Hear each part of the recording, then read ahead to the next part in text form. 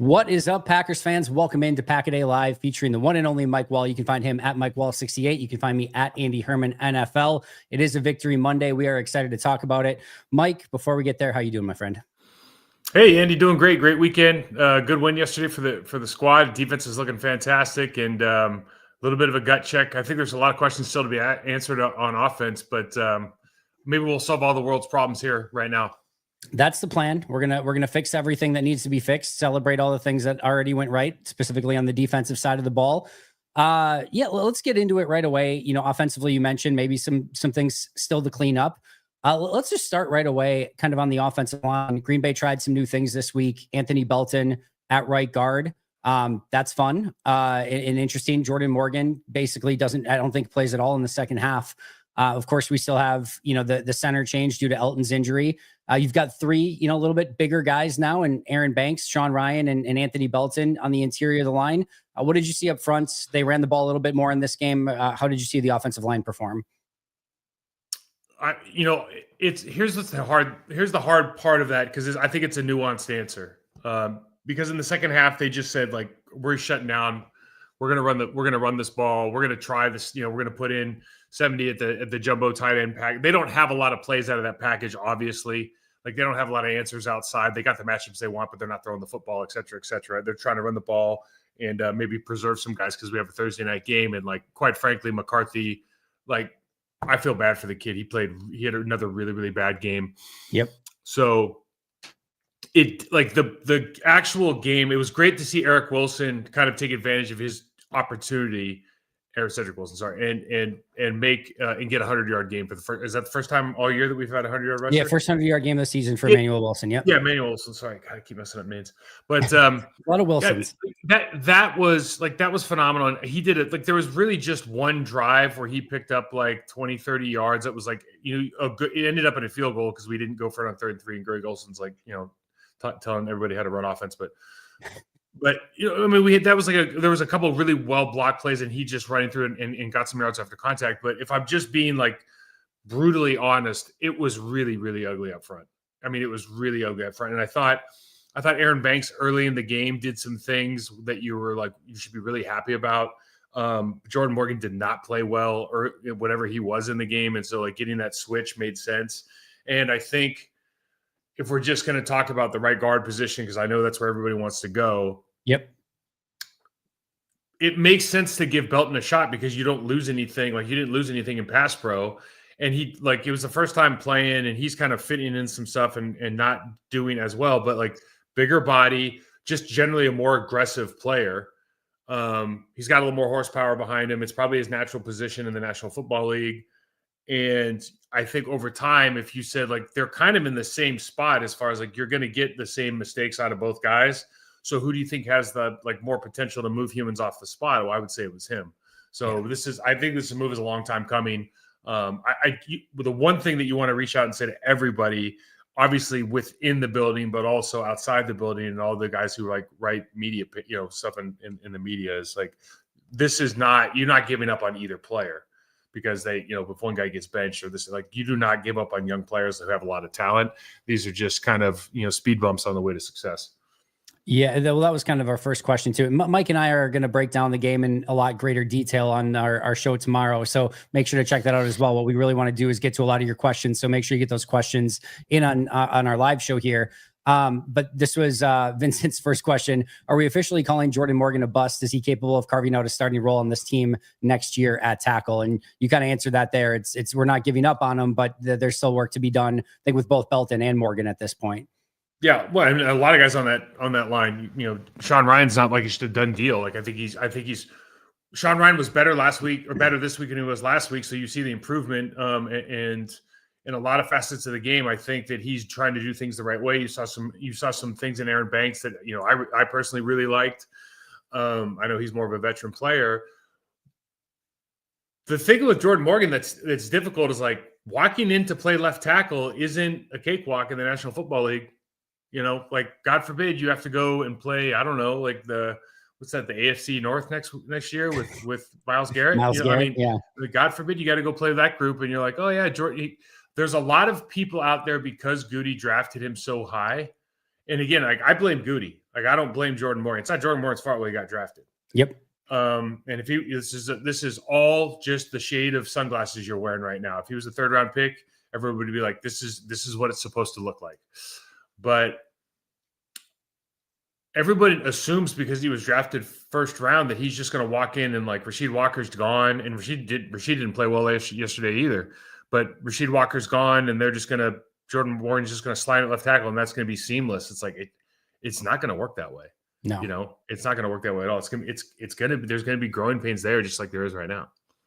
I think one of the single most interesting aspects of this team, obviously, is how they finish this year. But the next one is what they do in the offensive line room in this offseason. We've talked about it. Rasheed's a free agent. Sean Ryan's a free agent. You've got a $20 million option on Elton Jenkins. Darian Kennard's a free agent. We're starting to see again now Belton at right guard. Morgan is going to probably fit in there somewhere. You've got you have 2 known quantities, really. In some extent, Aaron Banks is probably going to be a starting guard, either left or right. Maybe they move him to the opposite side, but he's going to be one of your starting guards. Zach Tom's going to be your starter somewhere. I wouldn't mess with him at right tackle. I would just keep him there, but they've got a decision, I guess, to make there too. And then everything else at this point feels very much up for grabs as to where, players could line up, who's going to be back with the team, who they could sign, who they could draft. Like, it's going to be, I think, a very different offensive line room at this point next year. I think when you sign off, and I don't know whose idea it was with the whole experiment with bringing in Aaron Banks and moving Elton Jenkins, and then, just giving Jordan Morgan that job, or not giving it to him, but kind of giving it to him. I don't know whose idea that was, but usually on something that is that monumentally like proving to be a bad idea, like heads roll, and there's a lot of changes to be made. So I think we're not just talking about who's going to fill those 5 seats. I think we're talking about a bigger structural thing there. I think you're 1,000,000% right. And I think that's going to be very interesting to see how all of that transpires. Jason wants to ask the question, with Jordan dealing with the shoulder and Tucker out, does it make sense to use Willis on 3rd and 4th and 2 or less, dual threat, and protect Jordan? Yeah, I think that what you saw yesterday, though, like, I love what they've done with Malik Willis, and he always comes in and kind of steps up and makes plays. So like getting more reps is, you never want to pull your quarterback in and out, but or let me rephrase that. When you see that on other teams, you're kind of like, it doesn't really look good, but you can see why you might want to do it here. I think what you saw yesterday is kind of the scenario that you might face if you start looking at that kind of package, which is like you started doing the U Bacon package or U70 package, I guess we'll call it. And you just don't have a lot of experience running the plays, and you don't have a lot of plays in your menu. So you're getting the defenses you want, and you might get this with a Malik Willis. You're kind of getting the table set for the things that you want to do. But if they get into a position where, let's say, I don't know, you're forcing him to throw a very specific kind of route or this, that, like, and he might not be, that's why he's not in the game the whole entire time. You just might not have the menu of plays.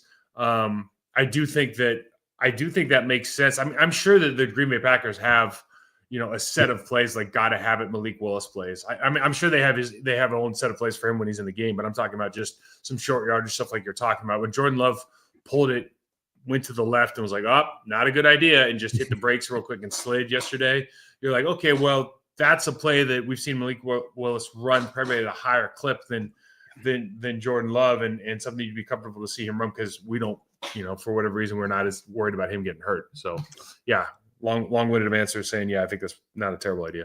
I think the interesting thing for me is clearly they're not going to do any quarterback sneaks right now with Jordan Love with the shoulder banged up the way that it is. At least I wouldn't think so. Right. And that's such an important play right now in the NFL. Even if you're just, showing the idea that it could be a quarterback sneak, it brings its own level of wrinkle of like, or at least they have to kind of defend against it. I don't know. They in the past had Tucker Kraft to be able to go in and go under center and do that. I don't know that they have a great option. So maybe it is just Malik Willis. Maybe in some of those, 4th and inches or whatever, it's just Malik Willis, and he's got the size and the strength to be able to push the pile. The other one is maybe, and again, I know he did the Wildcat stuff. I don't know how much he's done under center. It might be literally 0, but maybe Savion Williams could be somebody that you could motion in and do the quarterback sneak as well. But I do think they have to figure out something for that, because as we've seen throughout the league, that QB sneak / tush push is a very, lethal play on 4th and short. And if Green Bay can't run it because their quarterback can't run it, that's just an option that you have off the table, which is a bit of a bummer. Yeah, and you want strength at that position when you bring up 83. I don't know if he's big enough to run it the way that you probably are like have it Right. designed for. It is an important play in the league right now until somebody learns how to stop it consistently. And I mean, I think we saw the one yesterday that the Vikings tried. Like, so guys are figuring it out. That, and if you're not like an expert at running it, maybe you find something else to do, or you look silly like Hawkinson did yesterday when he got dropped on his top of his head. But yeah, man, it's one of those plays where I always go back to the 4th and 1 and the 4th and 26 game where we could have snuck the ball, and it's such a, like, if you've got one fish on the defensive line and you know where it is, like, the sneak is such an easy play to execute. So Yeah, I don't know if you need all those people in there, and I know we've kind of fallen in love with that rugby scrum looking thing, but the reality is, like, it's just a very, very good play, and if you don't have somebody who can run it that's in the game, you should find somebody soon. totally agreed. DJ McCluskey wants to ask, and thank you for the super chat, DJ. Why is nobody talking about the shoulder that Devontae Wyatt threw into Keyshawn Nixon and putting him out of the game? That was ridiculous. Did you get a good? So I saw it live from the press box. I didn't get to see it like actually on the game film. I did see it live, and it looked like Nixon came in hot, and it looked like Wyatt stood his ground. I didn't see him like lay a shoulder, but it looked almost like he was just bracing for impact. Yeah, I thought it was. Yeah, okay. We're on the same page then. It just to me looked like now, and again, if that's happening in like real time and you don't all of a sudden see it coming, it's one thing if like you see it coming and you can kind of put your arm out to maybe try to catch or brace the guy. If like you're not all of a sudden seeing it coming in and somebody's there, you're just kind of like bracing for impact. That to me, that's all it was from Devontae. Agree, braced up. I'm sorry, say that again. I said I agree. He just braced up. That's what I saw. All right, we're on the same page there. Yeah, I definitely don't think he was trying to do anything to Keyshawn Nixon. How good was 61 on their team? Like, he's an all-pro. The defensive tackle? Yeah. I mean, I know that I talked about him on the pre-show. Jalen Redmond? I had no idea who he was until I watched film on him, and I go, oh, shit. He's unbelievable. He's better than the other guys, and they've got good defensive players. And he was everywhere yesterday. First play of the game. I mean, Jordan Morgan, but he beat Jordan Morgan so bad, like it looked like they were on two different slides. You know what I mean? It was crazy. I actually meant to look this up because he's like a UFL kid. No, I know that. Yeah. Oh, so man, the Vikings. This is the insane part for the Vikings. He's an exclusive rights free agent next year. They get him on a 1-year minimum contract next year, and he's like one of their best defensive players. I mean, he'll ask for an extension mid-season or whatever, but. Yeah, not even a free agent, not even going to get to really pay off it in any major way. What a signing that is. Like when you can get some of these, Jalen Redmond for the Vikings is a great example. What Emanuel Forbes is doing right now for the Rams with the Commanders giving up on a 1st-round pick and nobody even giving like a conditional 7th-round pick for him. They just released him and the Rams claimed him off of waivers. Got thrown at, I think, 6 times yesterday with 5 pass breakups and an interception, 0 completions allowed. Like if you can find these sort of players that you get for free that are making no money whatsoever, man, is that a freaking cheat code? Oh, for sure. But I mean, there's a reason. Like you can only name a couple of them. Like that. Yes, that's true. It's very, very rare. But this guy, I was like, I'm especially as an offensive lineman, I'm like, oh, like this guy's a real problem. I would not enjoy that day. I don't know what this means, Mike. Maybe you can make sense of it. Mike, back to the elf. Oh, that's the European League of Football. They're asking him coming back. Gotcha. Yeah, okay. That's a good question. I was thinking Christmas in my mind. I'm like, I don't see any do you like that elf movie? on the shelf. No, I do like that movie, but I don't. That's yet to be determined there, my friend. Okay. All right. Good to know. All right. Let's see here. Where do we leave off? Sorry for this. Where do we go here? All right. How come they have so much, meaning the Packers have so much trouble figuring out the best linemen, who the best linemen are on the team? Do the players voice where they think they should be playing, or do they just have to roll with whatever the coaches say? Okay, there's 3 questions, 2 questions, at least 2 there. So how come they have so much trouble figuring out who the best linemen are? A lot of times, and this is still true, and I don't know how true it is with the Packers, but I think clearly if you asked all the coaching staff and then all the personnel at the beginning of the season before they signed Aaron Banks to a monster contract and moved Elgin Jenkins over, I seriously doubt you would get consensus that was the smartest thing to do. So I think that's part of it. So whoever is the loudest voice in the room, the most powerful guy, is going to make that call. So I think that's probably Goody. I really don't even know. Like, I don't know how Matt LaFleur sat there and was like, oh yeah, that makes sense. Or like Stenavich, I have no idea, but somebody made that decision. So I think that's part of it. Players can, depending on how good you are, you can say, I want to play here, I want to play there. But ultimately, you're getting paid to do a job, and they're going to put you where they want to put you. Depending on who your coaching staff is and where you are at as a player and your relationship, those things can have influence, but most often don't. Yeah, I would love to know the backstory of how the entire offensive line situation came into fruition this year. It clearly is something that, as we just talked about a little bit ago, that they're going to have to sort of reevaluate this offseason. And again, it's going to be one of the huge question marks going into 2026 is how they put this offensive line together going into next year. Maybe on a more positive side, Valentine and Haddon were not bad in this game. I was pretty impressed with Kamal Haddon coming in, playing the way that he did. I liked what he did in preseason and in training camp. Was pretty high on him. I thought he was going to earn a roster spot. Matt LaFleur glowing in his praise, saying, let me bring up the exact quote here. Yesterday, it was, he has made as much progress as any player that we've had here in their time as coaching staff. So that's pretty high praise for Kamal Haddon. And he went in and played well. Carrington Valentine was shadowing Justin Jefferson for a good part of that second half. Now, Minnesota didn't have a playable quarterback, so that helps as well. But I did think those two played well.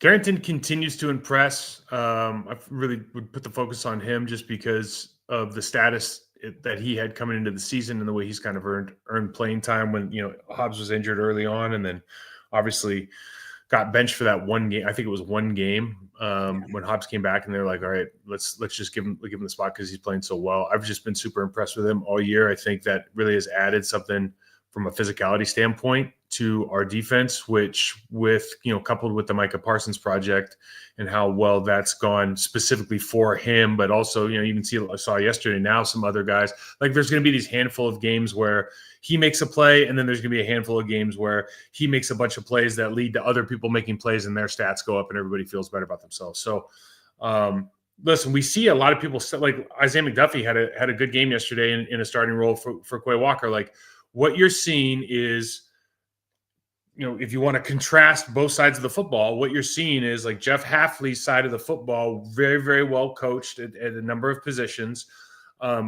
They're not as competent in the D-line room from a pass rush standpoint that we talked about, but you see that one player can make a huge difference there. But just generally, linebackers and the defensive secondary, you love what you see from Evan Williams. You love the progress there. Jonathan Bullard, you love the progress there. You like what Carrington Valentine, you love the progress there. So you like what the coaches are doing with those players and how they're interacting with each other, obviously, the mentorship, et cetera, from guys like Xavier McKinney.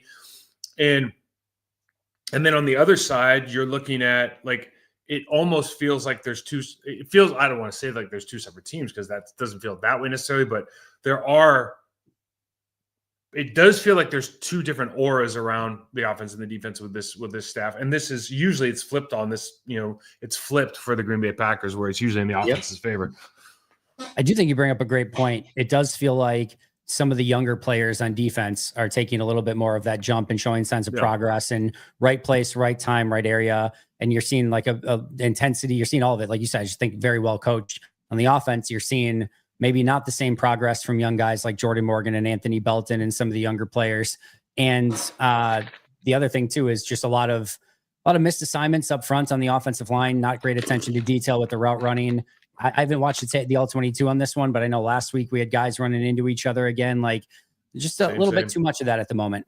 Yeah, same. It's the same stuff. And like, I have the game just running on, just play by play right now. And you just kind of look over every once in a while and it's just, that wasn't blocked right. Or, that doesn't look like, and then you have some of these plays where you're running the quick pitch with Savion Williams going to the backfield and then doing the quick pitch. And it's like, I was scouting another team for a guy 2 days ago and for their coaching staff. And I'm like, the problem is and this is hard, but like you run so much stuff. It's like jack of all trades, master of none. Like when do you get good at anything? Yeah. And with most teams, you always feel like at least from an offensive standpoint, we're window dressing to run the same stuff. And I to some extent that's true, but like fans might not understand this, but where you put the running back in relationship to the quarterback actually has a huge impact on like the timing of the play, how close he is to like a puller, for example, what he gets to read, how fast he gets to read it. Like all of this stuff matters so dramatically. And so it's not just as easy as like, oh, we're going to line up in gun, but this time he's in pistol. Like all of that matters so much. That's why I always go back to like, just run stuff under center until you get really good at one thing. Yep. But it just looks like, it just feels offensively that Jordan Love's really, really good. And we're not doing a great job of like deviating from what we would just call like either the norm from a route running standpoint, like we're running a lot of stuff that is kind of prevalent in the league. And then from a play calling standpoint, from like the running game, it's like you're trying, like you want to be a good running team, but like what are you doing that you think you're really good at? Like I really don't know what the answer is to that question. It kind of goes like the old like restaurant question. Do you want to have like 8 items on your menu that you are just unbelievable at? Every single one of them is going to be a masterclass, 5-star dish, or do you want to be like Cheesecake Heaven and just have literally everything known to man on your menu, and it's all going to be fine, but it's nothing's going to be like, wow, that was the best meal I've ever ate. It's good, it's fine, and it does feel like maybe there's a little bit too much for Green Bay right now. I always think with Matt, it does feel like there's the idea of we can call the perfect play, or we can, sort of scheme something up where maybe if we have a deficiency, it doesn't matter because we're going to at some point that just catches up with you. You're not going to like, there's going to be a coach on the other side that ultimately is going to out coach you in a game or out scheme you or just have the answers for stuff. And then if you can't just go out and execute, it ultimately is going to end up being a problem. Yeah. He made a statement years ago, and I think he was talking about defense, but it's the same now, which was like, there's nothing we can out scheme. It was like, oh, rubber stamp that, and like, don't agree, but that's a hell of a bold statement. And you have to always be impressed with his play design and his ability to kind of make that work in theory. But the problem is like when you, like, for example, you lose a Luke Musgrave, you lose a Tucker Kraft, and you have to play Luke Musgrave and the cast of characters in the tight end room right now. It's like, they can't make that block, or Savion Williams can't make that block on the edge. So you can draw that play up, and the play works on paper. But when Van Ginkel comes over and says like, nah, that's not working, that play no longer works. And we can go, oh, we didn't block it. And it's like, it's just as small. It's just, at some point, it's got to be just as much the player's fault for not making the block as it is, or the coach's fault for designing a play where the player is not good enough to make the block, as it is for the player to be like, okay, I can't make that block. And the one thing that I always respected Mike Sherman about was that if we went into a Wednesday meeting and we got all our plays come in and we're looking at it, we go through it, we go into our O-line room, we're going through all the plays. If one of us was like, and it takes time to earn this kind of like mutual respect, right? But if one of us was like, or the group was like, we cannot make that play. If you call this play 10 times, you will have 10 bad plays unless the running back does something amazing because we can't block it. Yeah. Then he would just take the play out. And like, they want it to work, but they, if we just like, they can't work that way, then you got to just take some of those plays out. And I seriously wonder, or I would be shocked if that level of communication is happening right now with the people who have to do the dirty work and the people who are designing the dirty work. Yeah, no, I think it's fair. And I think you see some of that stuff because there's a few too many times where you get through the end of the tape and you're like, I bet some of that stuff looked awesome on paper. Yeah. It didn't look great when it ends up on the field. Peter had a fun question. Normally, when you're going to compete deep in the playoffs, you generally have a young player or two that kind of find themselves or get into the zone. In both of your opinions, who are your top 2 players that could be those young players that step up? Well, Evan Williams is the guy that's stepped up already. So good. Yeah, you could throw Bullard into that too. Who'd be the second? I think the second guy would be.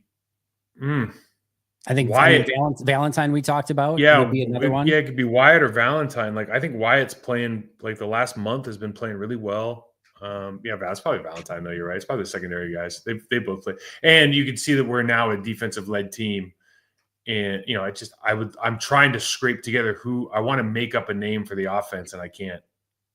I'm just being honest. I mean, Emanuel Wilson stepped up nice, but I don't think he's going to be like the answer of somebody who, Josh steps Jacobs up. is going to come back in. Yeah, you're probably right. It's probably Valentine and.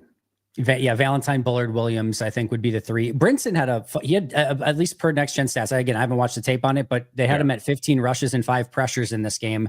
I'm a little bit intrigued if, maybe Brinson might have just a little bit more juice than a Carl Brooks in some of those pass rushing situations. But again, I don't want to jump to too many conclusions without watching the all 22 yet. The all 22 shows you that, I think the Vikings off, like Christian Darrisaw was clearly, there's something wrong with him. I mean, he got the breaks. I've never seen him get the breaks beat off him like that. Yeah, he's normally outstanding, like just one of one of the best offensive linemen. Yeah, he's a good, like I think he's a very, very good offensive lineman, and he looked awful yesterday on a number of plays. So he was clearly hurt. They lost their left guard, and so you're playing against a depleted line and a quarterback who the line probably doesn't believe in at this point. So those numbers are always like, it'd be interesting to see what they do against a good group. But when you get the good news about all those stats, whether they're accurate or not, is like people start hearing them, and then they find their way into the Packers meeting rooms, and all of a sudden maybe we should give this guy some more look. It happens. What do you do if you're Minnesota the rest of the year? Well, they said it yesterday. They said that Kevin O'Connell was like, listen, if we didn't think the guy had so much talent, then, we wouldn't have done all this. And look, you've made this decision. Now our head's going to have to roll later. I don't think so. I do think JJ McCarthy has a future in this league because of the arm talent. Like, he can really spin it. They're running some, like, you could see, how do I say this the right way? You could see yesterday that Kevin O'Connell is not comfortable running the offense the way he feels he has to run it with JJ McCarthy. Like, Kevin McConnell is one of the best coaches in the league, best guy, quarterback whisperer, all this stuff. But he's clearly got a guy who's lost a little bit of his whatever he had magic, and he's not comfortable with the play calling right now because he's like, I don't want to put this guy in a bad situation. But what ends up happening is you get to this point where you're down. Like, the Packers' offense was not good. Right, the game turns on a punt, a muff punt. Your defense is playing lights out, quite frankly, and you're down by 2 touchdowns, and you don't feel like you can score. You can't do anything, and it's like, if you just would have started at the top, like, you know what, man, we're just gonna go out there and throw 5 picks because screw it, like, we're gonna just rip it. I don't care. Because you're gonna lose. You're gonna lose either way you're playing right now. You got a chance of losing. You might as well try to get the guy. Get something out of the guy. Right now, when you go in there and like protect him, especially as a guy who's gonna be the dude who you've made this franchise move for, and then you end up in the second half, you just feel like, I got nothing going. I don't know. Like, I would hate to be in that position. Yeah, it felt like in the second half they got to a point where they're just like, we're throwing their hands up of like, we've got no more. It's almost to the end too, where like, I know they're down by 3 scores at that point, but not even calling timeouts at the end. Like, you could almost just tell like Minnesota was ready to get the hell out of that game and start fresh next week. But that's a tough situation right now. I'm going to be intrigued to see what that looks like the rest of the time.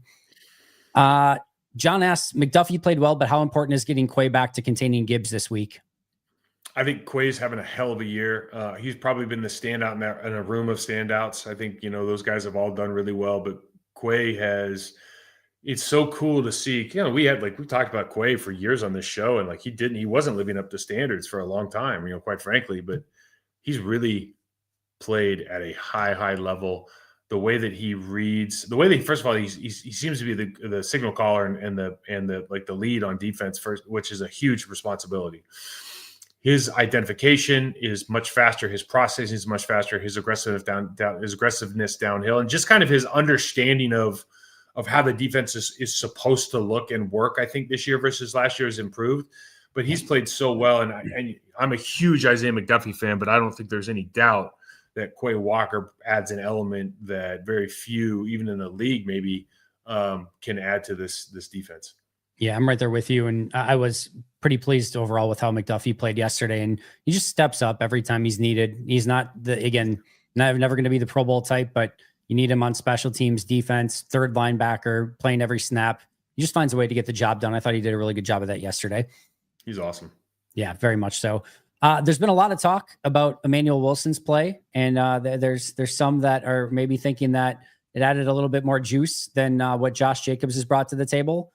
I think that's unequivocally kind of crazy, and I think Josh Jacobs is still clearly running back one. But how would you like to see, when Josh comes back, if he comes back this week and he's just coming back from that injury? Yeah, absolutely. Don't give him 30 carries or something like that. Split it up a little bit. But I don't. For me personally, I still see Jacobs pretty clearly as running back one. No question. When you have a guy, when you have an all-pro in the running back room, the mistake that I think people make is thinking that he's supposed to take every rep. He's not. And if Wilson earns a couple more reps here and there in certain situations, specifically with like certain plays that they feel comfortable with, as far as maybe I can't. Let's say like duo Wilson runs better. Wilson has a 10-yard average on duo, and Jacobs has a 2-yard average. Well, I can argue that Jacobs is probably the better duo back, but you just go with the hot hand. Maybe he's just seeing that better, or something's happening. The line's blocking a little bit different for him. I don't know. I don't think there's anything wrong. I think the best news is that you don't find anything wrong with putting in your backup running back for the Green Bay Packers right now, because he certainly proved yesterday he can not only carry the load, but really, like, he was carrying defenders on his back for a lot of those yards. And I mean, a complete whiff on the goal line. I think we had a B blocker, a deuce. Jordan Morgan didn't even block 50 Cashman, and he just ran right over him. Yep. So you see that kind of play on the screen the next day in the locker room, and you're like, oh man, run that shit on loop. And like, you're our boy, man. You're our boy, Blue. Like anytime you want to be in the game, we want you in the game. Yeah, I think he's gotten much better at running behind his pads than he was when he first came into the league. And I thought he ran really, really tough yesterday.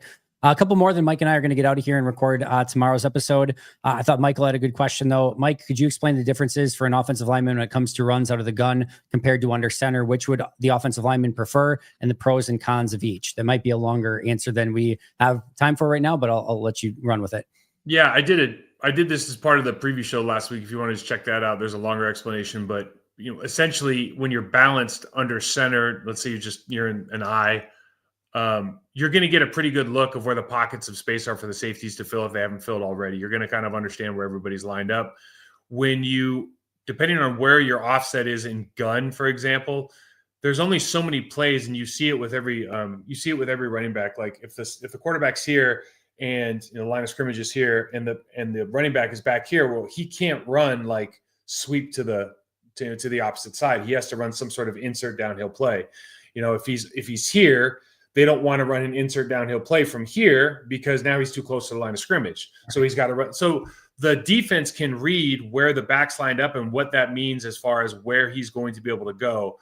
And the wider he gets, the more likely it is he's going out into like a pass route, for example. So it telegraphs a lot of stuff to the defense. That's why you see so much like spinning around, whirling dervish stuff that Matt LaFleur does with his running backs, and like some of these like some of the plays that we're running are a direct result of we're trying to mask the offset of the back. And in turn, it's making the read. It's like the running back is too close to the blocker, and the read's too difficult. And now because he has to do a jump cut like 2 yards from the line of scrimmage, et cetera, et cetera. So a lot of the function, that's why I don't like it. And just one more thing. Yeah. If you're under center, you're like 7 yards from the line of scrimmage. So when you get the ball, you're about 4.5, 5 yards from the line of scrimmage. So you have time to get downhill or cut, right? If you're in pistol, you're 8 yards from the line of scrimmage. So you're another whole yard, which doesn't sound like a lot, but in fast football terms, a yard is like an eternity of time that it takes to get that extra spacing. So pistols, everybody loves pistol, but pistol, you're actually further away than you are under the, under center I. And then you're only about 4 yards or 4 yards when you get the ball at from offset gun.